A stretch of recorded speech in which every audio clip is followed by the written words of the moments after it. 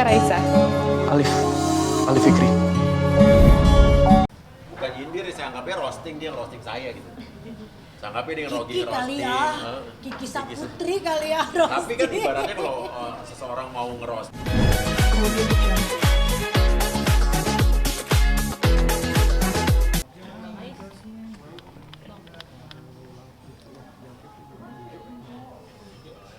Boleh pakai lipstick dikit nggak? Bentar.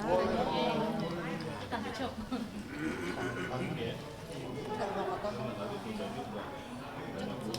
Pucet kan? Nggak. Apa?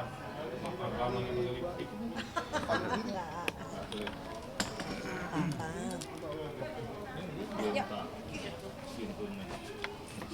Skin tone-nya emang beda sih memang.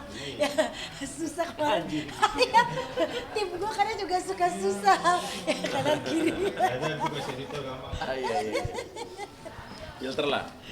Aduh putih banget ya tuh ya berwarna. Oke, yuk. Ya. Hari ini gimana nih perasaan makan dengan cinta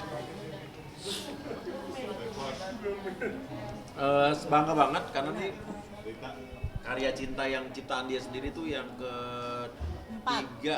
Tunggu, 1, 2. Ngangenin PPKM sama ini. Enggak dong, Mergo Sarang Lagu Yeo. Sarang kan bukan buatan dia. Oh iya, bukan buatan dia. Tapi kan dia Lagu udah yang berarti diciptakan yang keempat sama namanya Cinta. Namanya Cinta. Ini lagu ciptaan dia sendiri dan ini lagu sebetulnya diciptakan udah hampir 2 tahun dan rilisnya baru sekarang. Ini dari pandemi, awal-awal pandemi lah ini lagu dibuat sama dia. Dan aku bilang kenapa aku mengusulkan Cinta lagu ini keluar baru sekarang karena nunggu di 18 tahun. Karena lagunya udah dalam banget, deep banget, sedih banget, lupa pengalaman cinta dia waktu masih nggak tahu deh SMP, SMA nggak tahu. Cuman sengaja pas setelah 18 tahun aja keluarnya. Jadi dia udah bukan ABG lagi, bukan anak-anak lagi tapi udah remaja gitu. udah ya istilahnya udah punya KTP. Iya. SIM lah. gimana nih punya anak remaja mungkin yang masih Kita nih biasa di rumah terbuka ya, Nino Cinta apapun yang terjadi di sekolah, di tempat, di pergaulannya, di permainannya mereka selalu cerita sama kita. Karena kita selalu punya waktu buat makan malam bareng-bareng dan disitulah kita cerita. Jadi mancingnya adalah orang tua pun cerita. Hari ini ada masalah di tempat kerjaan segala macam, kita cerita sama anak. Jadi anak pun terpancing buat cerita apapun yang di kehidupan dia terjadi gitu. Jadi makanya kayak Nino tuh kan termasuk anak yang ya kategorinya badung lah di sekolahnya ya. Jadi kalau kita berapa kali dipanggil sekolah, panggil guru BP. Tapi sebelum kita dipanggil, Nino udah cerita duluan. Tadi aku begini mau gini ya udah. Besoknya guru telepon, kita udah tahu gitu dari Nino. Pas tapi dari awal susah nggak sih maksudnya mengajak anak-anak untuk discuss soal kisah dekat dan terbuka semua orang tua? Karena gini, dari awal kita mempunyai pengalaman ya pasti sama orang tua segala macam kan kita pengen ketika berumah tangga ini nanti anak gua jangan sampai apa yang gua alami istilahnya gitu. Jadi kita aku selalu bilang gini, pokoknya anak itu harus dijadiin teman. Karena zaman dulu kita berasa kayak orang tua tuh kayak ada tembok gitu loh. Waduh, gua mau ngomong sama orang tua takut. Gitu Iya. baru di orang tua aja udah deg-deg nih kenapa nih. Nah, gua nggak mau itu terjadi sama anak-anak gua. Jadi gue selalu bilang sama anak-anak ya udah kita kayak teman, tapi memang tetap harus ada batas. Namanya orang tua sama anak tetap harus ada batas. Jadi gue menciptakan memang dari kecil itu anak-anak nyaman di rumah, nyaman ngobrol sama mamahnya nyaman, ngobrol sama papahnya nyaman. Kita nggak apa-apa loh. Maksudnya kalau zaman dulu ya, bukan zaman dulu, sama orang tua sendiri. Kadang baru ngomong, tapi nggak bisa pak. Oh itu kan biasa langsung apa gitu kan. Nah kalau gue nggak, ketika mereka ngobrol, tapi nggak bisa. Ini kan gini, gue dengerin. Gue selalu bilang sama Uya, coba dengerin dulu. Ini anak zaman sekarang nih vitaminnya udah banyak, perkembangan otaknya sudah luar biasa, sekolahnya udah pada tinggi. Jadi kita udah nggak bisa mendidik seperti orang tua kita kayak dulu gitu loh. Jadi memang harus ada mereka lebih kritis sekarang, kita juga belajar jadi orang tua lebih banyak terima, lebih banyak dengerin kamu maunya gimana, kita lebih banyak jelasin kayak gitu. Terus sama halnya kayak tadi ada kejadian mungkin Tuh. Tadi gue pertama terus terang agak kaget. Tapi pas udah jalan berapa 1 menit, gue udah mikir ini prank nih. Terus tapi gue tanya, Dino prank ya gitu. Maksudnya kalau emang prank kasih tahu biar gue bisa pura-pura acting Nggak, gitu kan. Kalau gue tuh, Jadi- kalau gue tuh jeleknya gini, gue tahu itu prank, bukan gini loh. Tahu nih orang tadi itu anak ada di situ kan tadi gue udah bilang itu di situ, Oh, tapi gue malah nggak perhatiin tadi ada. ada. Tadi gue ngeliat kan tadi gue duduk gitu, tapi kok apa masa prank gitu loh. Ah ini prank tapi kok berantemnya begitu? Karena aku tuh kenal Chelsea, masa Chelsea mau ikut-ikutan gitu, tapi kok ini terus Ninonya kan tadi agak kesel juga. Aku bilang Dan yang membuat gue tadi agak sedikit percaya, Dinonya tuh kan Dino tuh sebetulnya dia demam panggung kalau sama kamera wartawan. Oh iya. Sama kamera banyak dia pedenya cuma di kamera dia sendiri. Tapi pas di itu dianya natural banget tadi pas udah wartawan. Ya, itu agak sedikit gua bingung Gue langsung tuh. bingung, wah ini beneran kali ya. Beneran nggak Tapi ya? gue cepet bisik Cinta di prank ya. sempat agak keras Cinta waktu juga itu bilang kan. nggak tahu deh gitu kan. Tapi ternyata emang katanya Cinta juga nggak tahu, yang tahu cuma tim YouTube sama Dino. tapi udah di dalam hati nih, Tapi ini gue prank, cuma tapi bener gak ya gitu loh. 80% keyakinan ini Suka. prank. Nah, prank tuh prank kalau sama di prank sama orang deket kadang begitu, ini prank tapi kok begini, tapi bener prank jadi Padahal kalau bapaknya dikasih tahu kan gue bisa ikut acting marah-marah kan. gue makin gak percaya. Oh iya. Lu gak pernah marah-marah Ya soalnya. makanya tadi gue diem aja karena gue masih ragu-ragu nih gitu kan. Nah, Mas, keterbukaan sama anak, gimana rasanya ketika akhirnya bisa menerima anak-anak mulai deket sama lawan jenis? Penciptaan. Yang susah dia dulu. Kalau gue terus terang, karena memang gue tuh selalu banyak belajar dari masa muda gue dan orang tua, dan gue banyak belajar untuk nerapin ke anak-anak. Ketika mereka ngomong soal cowok, ngomong pasangan suka sama cewek sama cowok, gue nggak pernah nggak boleh cinta masuk sekolah. Kadang dia suka gitu, masih suka gitu. Kalau gue masih gini, aduh alhamdulillah anak gue yang cowok suka sama cewek, yang cewek suka sama cowok, kan istilahnya begitu. Berarti kan memang ini normal. Zaman dulu kita dari kelas 5 SD, 6 SD ya, teman SD kan gitu, ini panggil-panggil teriak depan rumahnya, Johnny gitu, terus lari gitu. Pacar lo Johnny dulu. Ya misalnya kayak begitu. Johnny. Namanya Johnny. Ya misalnya kayak gitu, jadinya kan itu normal. Jadi bukan suatu hal yang tabu gitu loh. Jadi gue selalu bilang sama anak-anak, suka boleh, wajar. Sama itu lawan jenis. Ya itu wajar. Tapi kalau kamu dalam arti kata serius, jangan dulu. Temenan deket nggak ada masalah. Tapi maksudnya gimana? Biasanya kan bapak tuh, apalagi anak perempuan ya, lebih protektif gitu kan? Iyalah. Aku diapain gitu. Gue sama teman-teman deket Cinta yang cowok itu, gue nggak pernah ngelarang dia pacaran. Tapi kalau gue nggak suka, gue bilang gue nggak suka. Tapi gue nggak pernah bilang lu nggak boleh pacaran sama dia. Terserah lo. Tapi gue bilang gue nggak suka karena ini. Ada reason. Karena gue punya feeling kuat. Dia begini orang. Apalagi cowok-cowok yang pencitraan kadang-kadang pas awal-awal datang sholat, hari keberapa udah gak pernah sholat. Dan kita bisa lihat. Gitu kan. Ya gitu-gitu. Gue bilang ini munafik. Kenapa? Bapak kan bilang begitu gitu. Ya, bapak lu dulu pernah. Begitu. Ya iyalah. Jadi intinya, tapi gue gak pernah ngelarang dia, gak boleh. Gue gak mau juga. Tapi gue orangnya belak-belakan kalau bilang gue gak suka. Sama Nino juga gitu, tapi gue akan lebih over protektif ke Cinta, karena Cinta anak cewek. Nanti dia akan mendapatkan suami yang nantinya, kita nggak bicara sekarang ya, untuk dari suami yang harus, gue bilang gini, cari suami yang minimal sama kamu, Cin. Pendidikannya dan segala macam, jangan sampai di bawah kamu, jadi nanti jangan jadi suami yang pengeretan sama istri gitu kan.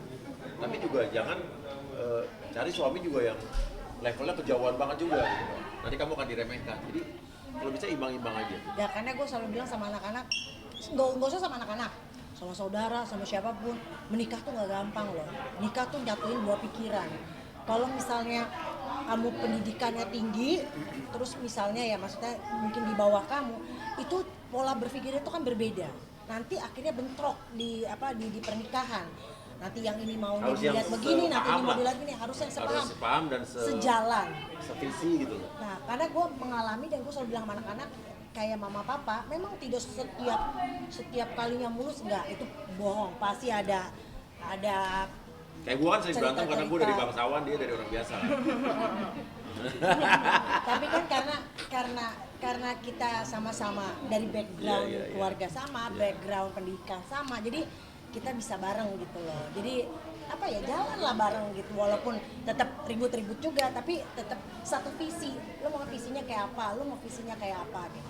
Dan gue satu lagi, kenapa gue wanti-wanti soal cowok kan Cinta orang sensitif. Oh yes. Gue gak mau dia patah hati. Kalau patah hati dia tuh kadang-kadang Ya kayak gitu belum jadian aja dia cowok yang dia suka sama temennya aja Bisa dia bikin lagu. bisa bikin Gimana lagu. disakitin Kalau cowok? Kalau Nino bodo amat.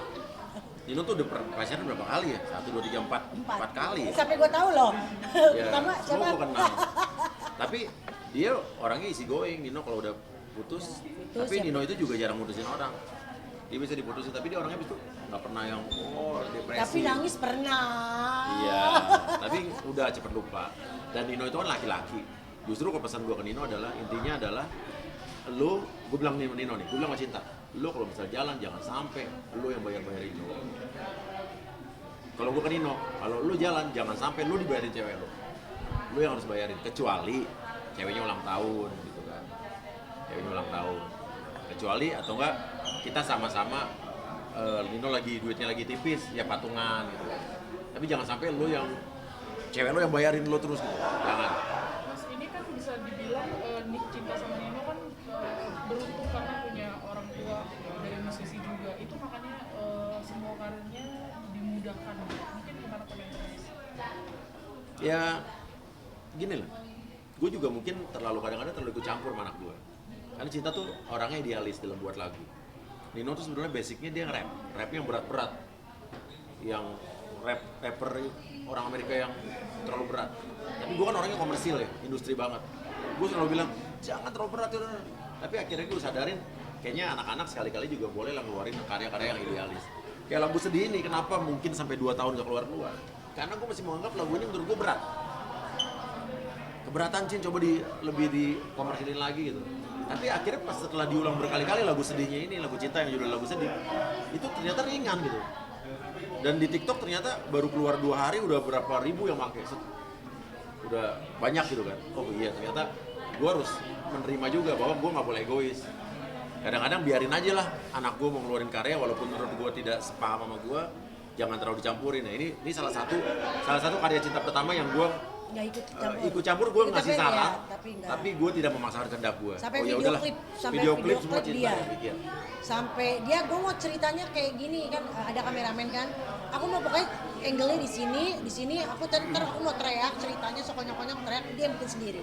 Pokoknya aku lagi disakitin kan, makanya ada adegan yang pas dia high note terus dia kayak teriak kayak gitu. Dan dia pengennya di dekat dermaga kayak gitu ya itu semua Cinta kita benar-benar cuman ikut ke sana foto-foto. Iya, tapi Nggak video komen apa-apa. klip keluarga gue yang termahal menurut gue. Yes, Karena di 4 betul. negara bagian itu. Pindah-pindah kan. Pasti sedikit ada lagi nih yang viral kemarin Yes. Iya. Ya. sampai cinta. Tahu nih tantenya nih tanya. Kalau gue dari kecil gue kenal Natalie gitu ya, dari sampai SMA malah kerja sama gue dulu. Waktu kita di PH segala macam dia ikut, dia jadi talent gue segala macam, dan gue tahu ini anak kuat gitu, anak baik banget. Sampai ya kita kenal deh sampai aku sempat kerja, maksudnya aku hire dia segala macam, udah lu kerja sama gue, lu begini, sampai aku bilang ayo masuk TV apa segala macam, aku bilang kayak gitu. Ya kalau sekarang pun dia mungkin ya namanya kan kayak aku bilang ya namanya pernikahan tuh kan ada ujian ya, sebentar aja takutnya Natalie. Sebentar aja. Yang namanya pernikahan itu kan ada ujian dari awal nikah. Tapi memang tipikal keluarga kita tuh cuek. Makanya kenapa waktu awal nikah kata Mbak Asrit gak diundang berantem. Sumpah demi Allah gak ada berantem-berantemnya. Cuman gue lupa alamatnya di mana. Dia lupa, dia pikir udah ngirimin kayak gitu doang, miskomunikasi. Tapi tetap telepon, gue bilang, gue lupa tanggal segini lu kawin, sorry kayak gitu. Jadi bukannya berantem, bukannya apa. Tapi memang gue selalu nasehatin dia kalau kayak waktu ada masalah pertama yang waktu itu dia telepon ya yang gue selalu ingetin rumah tangga nggak mudah, selalu nggak cuman Natalie, ponakan-ponakan gue yang lain yang udah berkeluarga. Pas mau nikah pun atau sebelum nikah atau pas lagi nikah gue selalu bilang nikah tuh nggak gampang loh. Nikah selama menjalani pernikahan memang cinta itu nomor 1, tapi nggak selamanya harus cinta, karena itu harus ego lu, pikiran lu, otak lu itu disatuin dalam satu wadah gitu loh. Nah itu mau gimana? Terus dia bilang, gue sampai cerita sama dia, gue 8 tahun berantem terus. Dari awal nikah sampai 8 tahun berantem, nggak berantem. Setelah 8 tahun baru kita bisa nyamain visi. Lo harus kayak begitu, harus sabar. Tapi mungkin kalau gue kan memang sama-sama single. Jadi gede-gedean ego lah ya, gede-gedean ego. Tapi kan kalau dia di sini mungkin harus memikirkan sudah mempunyai Mas Sule udah punya anak, jadi harus memikirkan mereka juga dan harus beradaptasi lebih harus lebih sabar lagi gue bilang karena kan tidak hanya satu orang yang kita hadapin, betul. Ada 1, 2, 3, 4, ada 4 ya, 4 apa 5 aku lupa, 4 ya. Ada 4 orang yang harus dihadapin, maksudnya disabarin loh, di get along, apa sih kok bahasa Indonesia get along, get along, panjang get dapat cinta panjang. Bersama-sama apa sih get along, bye-byean gitu loh. So Inggris lu. Enggak, bukan so Inggris apa sih artinya? Bule. Iya, maksudnya biar bisa get along, bisa bersama-sama. Ya itu sih. Gitu. Tapi Bunda sejauh ini seberapa tahu sih kedekatan Natalie sendiri dengan anak-anak? Natalie mah seringnya sama dia kontek-kontekan, jarang mau gue. Seberapa tahu kedekatan Natalie dengan Natalie dan anak-anak dekat Sule, apalagi dengan Putri.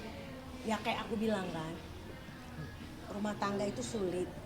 Apalagi ya itu kayak tadi, dia menghadapi tidak hanya Sule aja, tapi dia kan harus menghadapi 4 anak yang memang sudah dewasa, sudah punya pikirannya sendiri, sudah punya jalannya sendiri. Nah itu ya pasti akan ada gesekan, pasti akan ada ini. Cuman selama ini sih yang aku lihat dia sih sabar.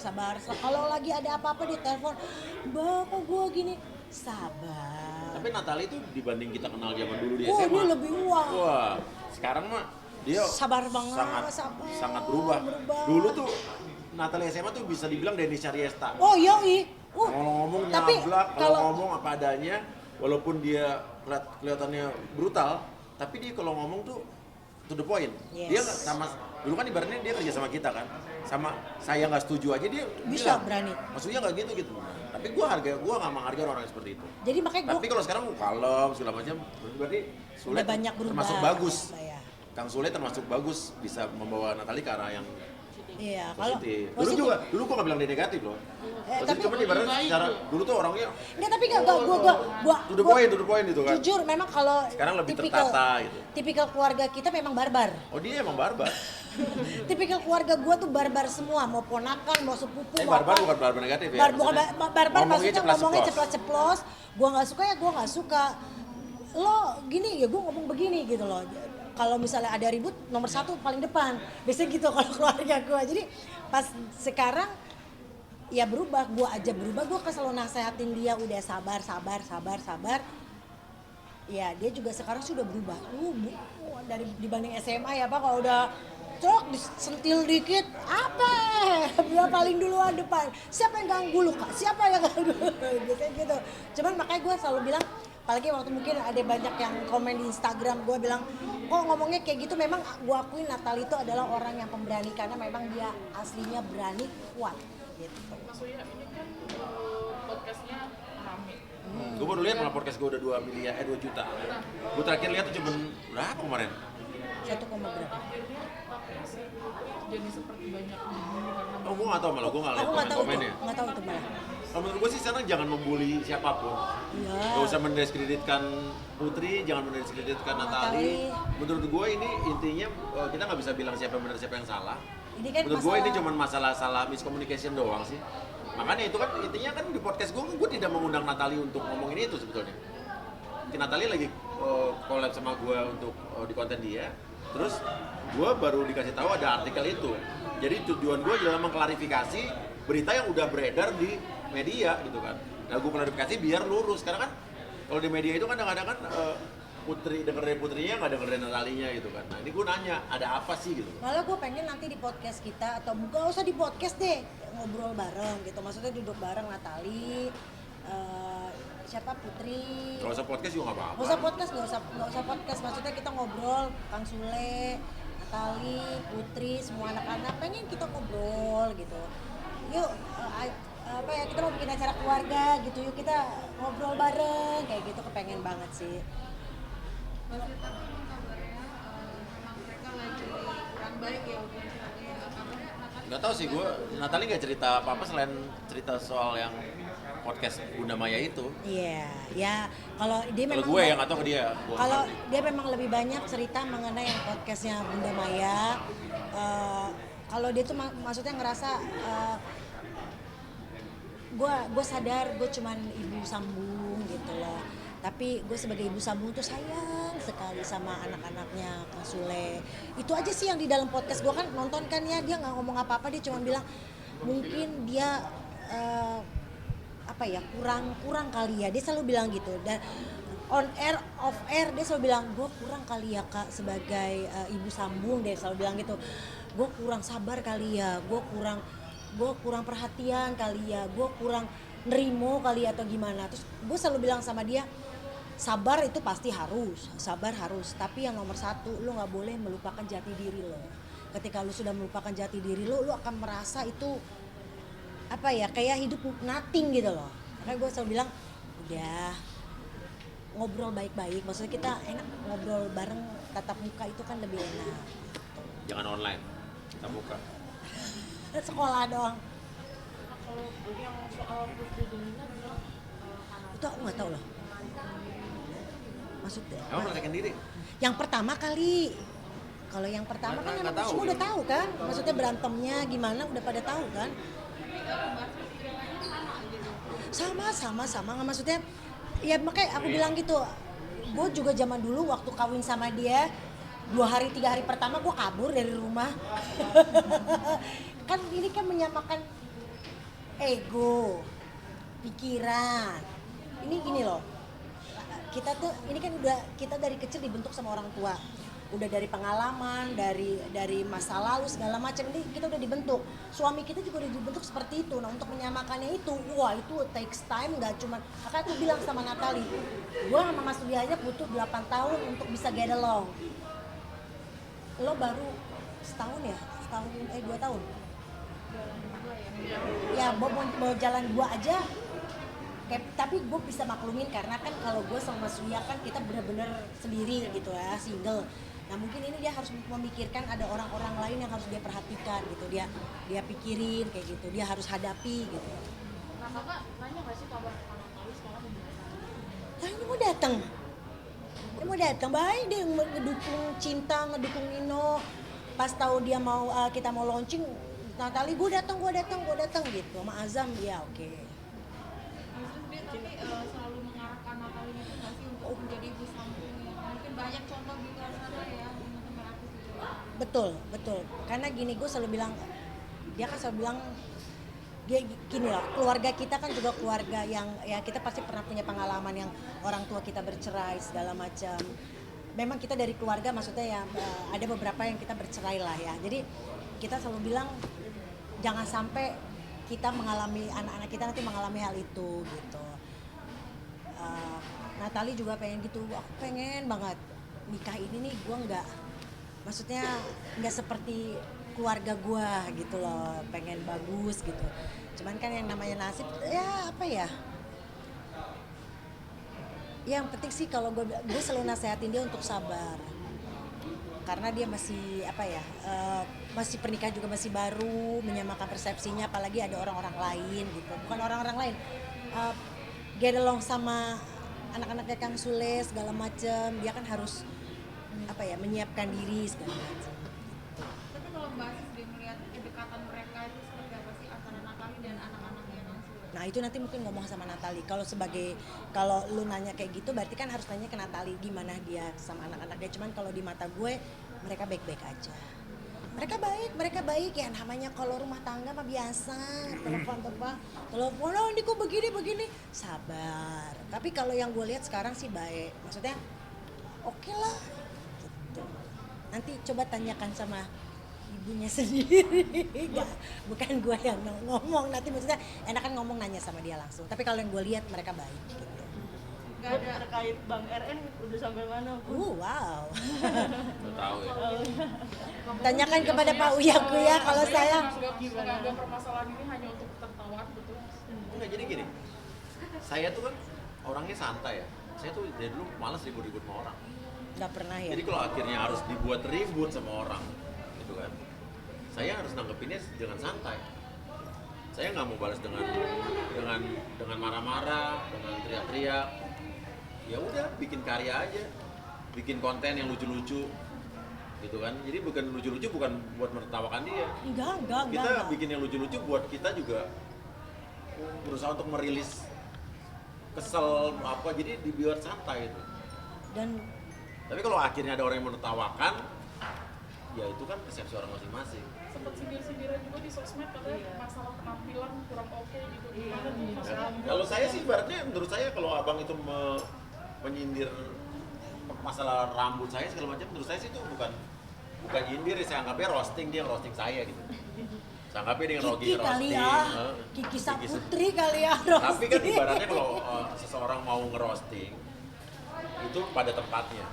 Tapi saat abang itu ngerosting saya lagi bicara dalam konteks hukum saya dengan MZ, itu kan dia lagi dalam konteks hukum, dia membela kliennya kan. Itu nggak pantas menurut gue, nggak pas. Kalau mau ngerosting pas lain dong, jangan ngomong soal hukum ini gitu kan. Emang Dan kalau menurut lagi gua, etika pengacara adalah saat dia ditanya konteks hukum ya dia ngomong hukumnya dong. Jangan melebar kemana-mana. Jadi menurut gua blunder sih. Jangan lebar ke pribadi. Tapi kalau gue enaknya gue jadi artis. Kalau menurut gue artis ya. Kalau menurut kalian terserah gue bilang artis apa. Aku istri artis Iya, dong. enggak, bukan lu gitu ngintilin artis. Kalau menurut gue, kalau gue bebas. Kalau gue mau ngerosting, kan kapasitas gue bukan nggak punya kode etik profesi, gue bukan dokter, gue bukan pengacara, Yang harus gue bukan dijaga polisi, ya, kan? yes. Ya gue bebas ngerosting siapapun. Tapi intinya kalau misalnya gue ngerosting orang, kalau gue di-roasting balik, gue nggak boleh marah. Bener nggak? Nah, ada dalam musik ada yang namanya diss track, lagu buat ngedis orang. Itu di luar negeri, lagu diss itu dipakai bukan hanya ngedis sama penyanyi rapper, ngedis presiden, ngedis pejabat, Yeah. ngedis artis lain. Nah, gue mau buat lagu diss nih. Balasan gue nih mau gue sama Akan Yonglex, segera. featuring Yonglex. Tadi malam gue rekaman Yonglex, Dennis sama Dr. Richard. Nah, Mas, di postingan itu kan juga Bunda sama Cinta juga kompak nih ngebela Iya. Mas Uya. Dalam artian, iya nih penampilannya kayak sarkas gitu, tapi sebenarnya ngebela Mas Uya mungkin gimana? Iyalah, Cinta kan udah 18 tahun. Gue nggak ngelarang, gue sempat bilang Cin, gak usah ikut-ikutan Cin, nggak apa-apa. Oh iya, gue melarang keras anak-anak gue ikut-ikutan yang Tapi dia kemarin bilang- itu. Tapi dia bilang gue udah 18 Dewasa. tahun. Oh ya udah nggak apa-apa. Mama, dia Boleh menyuarakan suara dia Iya, sendiri. karena gue sadar anak gue juga udah pada gede-gede, udah 18 tahun, 18 tahun, dan dia punya pendapat. Ini my opinion. Tapi keren sih, Iya. Cinta tuh udah mewarisi darah gue, sarkasnya tuh tingkat dewa. Gue kalah lah sama mereka. Dia nyindir beneran. orang tuh tingkat dewa gitu. Dia kan ibaratnya seolah-olah kan ngebales itu ngejelekin gue. Tapi sebetulnya itu gue tahu tuh bahasa Ayam-ayaman sarkas ya? hebat itu. Ayam-ayaman, ayam-ayaman SD. Kabarnya MZ udah keluar dari rumah sakit. Ya, MZ gue tahu dia udah keluar dari 2 minggu lebih yang lalu. Nah, mungkin tetap mau memperpanjang permasalahan ini. Masalah gue Bukan, sampai bukan. ke polisi kan. Iya. Jadi lanjutin aja. Masa gue barangnya video ke polisi bilang, Pak nggak jadi deh Pak. Gitu kan. Enggak. Kan nggak mungkin ada satu prosesnya udah mau di jalan. Apa katanya juga udah mau disomasi sama Rasman gitu. Iya. Soal yang Saya belum mau dapat TikTok. surat. Katanya saya ditunggu permintaan maaf. Saya belum dapat suratnya. Kalau somasi kan harus pakai surat ya. ya, Nggak bisa berkuar-kuar di Instagram atau di mana ya. ya harus jelas ada suratnya. Tapi saya orangnya gitu kok. Saya orangnya berbesar hati. Kalau saya punya salah sama orang, saya tidak akan segan buat minta maaf. Kalau saya salah ya, gue akan berani di depan mukanya, di depan media, gue bilang gue minta maaf, gue salah, gue begini-begini gitu. Kalau gue salah, Kalau salah. intinya gitu sih. Oh, hari ini Bang katanya terakhir hari Kamis dan dia minta 4 hari kan. 4 hari ya. Lebih 4 hari. Nggak tahu ya. Kamis. Gue belum dapat suratnya. Harusnya 4 hari dari terima surat ya. Iya nggak sih. Karena kan yang kita tahu kalau misalnya permintaan maaf kayak gitu kita kan harus dapat suratnya. Kalau Dennis kenapa nggak langsung dilaporin dia? Dia langsung laporin nggak disomasi dulu. Dennis langsung disomasi katanya. Langsung dilaporin. Harusnya kan pakai somasi dulu. Iya. Katanya dengar-dengar hari ini Dennis mau somasi juga. Dennis yang mau somasi. Sekarang Dennis itu lagi ada di Komnas Perempuan. betul. Iya. Ya. Dan nanti hari ini mau somasi juga dia katanya. Ya, saya juga mengangkat bukan isu ya, tapi memang diduga bapak itu melakukan pelecehan seksual secara verbal, dan itu bisa dilihat ada video-videonya banyak karena Star Pro biasa ya, aku ngelihat dari situ. Maksudnya itu sih kalau gue sebagai seorang wanita sangat malu lah. Ini kan yang berbicara adalah orang yang berpendidikan tinggi, dan Orang berpendidikan rendah juga nggak panas ngomong gitu tuh. iya memang benar, tapi kan Iya. lebih disayangkan lagi sekolahnya tinggi-tinggi tapi bisa berbicara seperti itu gitu loh. Terus apalagi title-nya dengan title sebagai pengacara, itu dia berbicara mengenai badan wanita yang tidak sepantasnya diomongin. Terus ngomong masalah, coba deh lihat deh videonya sendiri tuh, gue tuh Jijik sih gue, terus terang jijik. nyes gitu loh maksudnya. Gue sama abang ini gue nggak pernah ada dendam, nggak pernah ada benci. Tapi kalau untuk lihat video ini, kalau mau ditanya, Jijik, buat- bener jijik. Sampai itu yang dapat tuh anakku, sampai bilang, "Ma, kok bisa ngomong kayak begini ya?" Terus Iya. aku nonton, astagfirullahaladzim, ini sih nggak. Iya. Wah, Hodi itu udah nggak bener banget. Makanya aku bilang sama Dennis, Dan ini kita harus ngomong ke Komnas Perempuan, terus abis itu kita harus bikin laporan.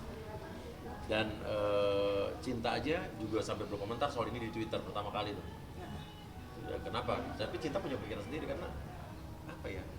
Karena gue selalu mengajarkan anak-anak gue untuk tidak berkata seperti itu, walaupun itu di tempat tongkrongan, walaupun itu lu bercanda-bercanda, lu jangan sampai ngelecehin wanita.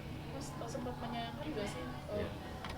maksudnya dari hal berawal dari podcast akhirnya Iya. semuanya berujung jadi kasus gitu, sempat menyayangkan nggak? Kalau gue intinya gini, gue orangnya nggak mau memprovokasi. Di podcast gue kan gue ngomong dengar cerita orang tentang ceritanya, yang gue selalu tanya ini bisa lo bertanggung jawabkan nggak kebenarannya? ada buktinya nggak? Ya mereka Ya. kenapa? Oh ya udah, Nah, ya. hati-hati turun deh. Iya, Iya. kakak, adek hati-hati ya. Abang, ya udah. Ya jadi intinya adalah apa ya? Tadi gue ngomong apa tadi? Menyayangkan. Mempertanggungjawabkan. Oh iya, iya. Jadi gue tuh ibaratnya kalau misalnya menurut abang itu ada yang tidak benar, ayo gue undang datang ke podcast gue, datang aja. Ayo, gitu kan. Ibaratnya kan semua orang punya hak jawab. Gue undang buat mengklarifikasi. Ayo. Kalau menurut dia ada yang tidak benar dari ucapan orang-orang yang ada di podcast gue mungkin. Memang satu lagi mungkin yang Iya. Dennis kan membeberkan semuanya nih dari seluk-beluknya si Rahmat sendiri, dari pertama dilantik dan ngaku Iya, pengacara BG Iya. itu gimana Mas? Kalau gue sih cuma begini doang. Setahu gue, nih, gue bacain. Bahwa ibaratnya kalau seorang anggota polisi aktif bila dia memiliki masalah hukum, kuasa hukumnya yang nunjuk harus divisi hukum dari Mabes Polri atau Polda setempat. Itu harus. Nah, pertanyaannya, kalau emang abang itu bilang dia penguasa kuasa hukum Pak BG, tunjukkan aja surat kuasa dari Mabes ada nggak dengan lambang Polri atau Polda. Itu aja gampang, simpel kan. Dan ibaratnya kan Pak Riki Sitohang itu memegang surat kuasa yang ditunjuk dari polisi untuk menangani kasus Pak BG. Dan dia memilih. Nah, mungkin nggak ada surat kuasa 2 biji. Iya Dan kan? di situ kan ada 27 nama pengacara. Dan di dalam 27 nama pengacara itu tidak ada beliau. Nih, pasal Peraturan Kepala Kepolisian Negara Republik Indonesia. Kita lihat pasal 5 ya. Ini ada di undang-undangnya ya. Pasal 5. Ya. Bantuan hukum menjadi tanggung jawab Kepala Divisi Hukum Polri atau Kepala Bidang Hukum Kepolisian Daerah yang pelaksanaan dilakukan oleh Kepala Bagian Bantuan Nasihat Hukum Divisi Hukum Polri. Terus pelaksanaan bantuan hukum sebagai dimaksud pada ayat tertentu dilaksanakan oleh anggota Polri, ya kan? Atau pegawai negeri sipil yang bertindak sebagai penasihat hukum, kuasa hukum berdasarkan surat perintah dari pimpinan Polri yang berwenang. Jadi surat kuasa harus dari polisi. Terus kalau kita lihat pasal 13, gue mau orangnya detail. Pemberian bantuan hukum dalam perkara perdata meliputi, nah ini pidana ya. Dalam perkara pidana meliputi pendampingi tersangka terdakwa semua tingkat pemeriksaan, membuat eksepsi tanggapan, pledoi, duplik, mengajukan permohonan penahanan. Jadi semua yang laku ini adalah tim kuasa hukum yang ditunjuk oleh kepolisian. Nah ini kan kasus Pak BG waktu itu kan pra peradilan, ada lagi pasal 14. Kemudian bantuan hukum dalam perkara pra peradilan meliputi, tuh semuanya ada. Nah itu harus kuasa hukum yang ditunjuk oleh polisi. Ada Simpel, suratnya kan? ya. Simpel, Sesimpel nggak? apa yang diomongin Pak Riki itu kan bener sesimpel itu. Ini suratnya. Ini Iya, suratnya, dan satu, ini ada nama-namanya, Anggota- ada nggak dia iya, gitu aja. Anggota polisi aktif kalau ada kasus hukum yang nanganin harus yang ditunjuk oleh divisi hukum polisi. Polisi, betul. Udah itu simpel. Nah, kalau ya terakhir nih mungkin kalau misalkan kan katanya kan pihak sana mau mengembalikan uangnya gitu ke korban-korban. Iya. Nah, kalau ya sendiri menanggapinya sebenarnya kan Nggak tahu ya, gue kan dulu dari dulu udah bilang bahwa gue nggak mau ribut-ribut, asal dari dulu lo balikin duit gue. Tapi kan terakhir gue dia bentak-bentak, gue diancam, gue mau dilaporin. Ya udah, akhirnya gue laporin. untuk mediasi mungkin di luar itu ada para Iya kalau mediasi kan karena udah di masalah ini udah kasus hukum, harusnya mediasi kan yang melakukan siapa? Pengacaranya juga dong. Pengacaranya nggak ngubungin gue sampai sekarang soal MZ, bener nggak sih? Malah dia ngubungin Dennis untuk katanya mau ketemu gue. Kenapa ngubungin Dennis? Padahal kan katanya ada nomor telepon Mas Uya, segala Iya. macam, silakan telepon. Iya, tapi ini udah kasus hukum yang ngubungin harusnya pengacaranya. Nah pengacaranya kemana nih? Iya kan? Sibuk ya, Oh iya. sibuk. Banyak kasus, nggak boleh gitu, banyak kasus. Iya. Thank you. Ah ya, ini dia Star Pro. Dari video lo kan? Dari video lo. Yang begini-begini. Yang begini-gini terus. ngomong apa sih? Nggak tahu.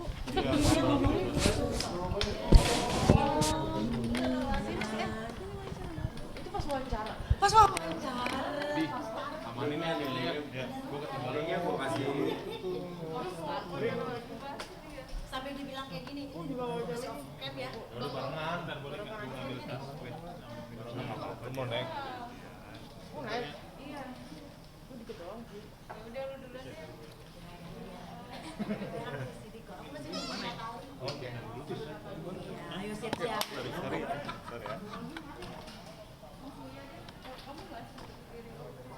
Apa sama Mas dia aja? Berdua apa? Apa sih? Apa? Ngomongin apa nih? Ngomong lagi.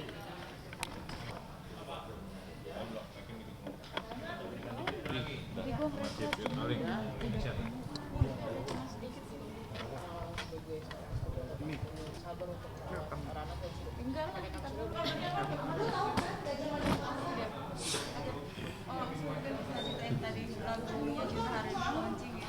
Iya. Kita lagunya seperti apa? Banyak ada pembantu. Iya. Oke. Ya tadi akhirnya Cinta lagunya launching, lagu yang udah dibuat sama dia udah lama banget.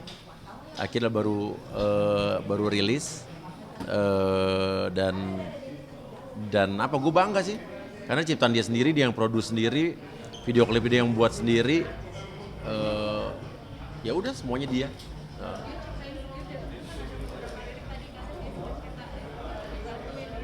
Oke, gue bukan bantuin, gue memberikan saran, masukan sama dia. Ini terlalu baku, Cin, sama dia dirubah gitu. Oh, itu dia yang bikin lagu liriknya, menotasinya dia. Cuman aransemen yang buat aransemennya ada Faiz. Tapi lagu itu diciptakan notasi nadanya ya sama liriknya Cinta sendiri. Iya. Iya. Dia emang terbiasa. Gue nggak tahu deh.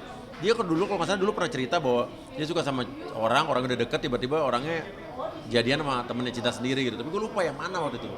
Ya waktu zaman SMP kalau nggak salah deh, Pak SMA gitu. Buatan video klipnya repot itu berapa hari ya, karena pindah-pindah dari New York ke Philadelphia ke San Francisco, terakhir di LA. YouTube baru keluar hari ini. Baru persis nih keluar beberapa menit yang lalu. Ya.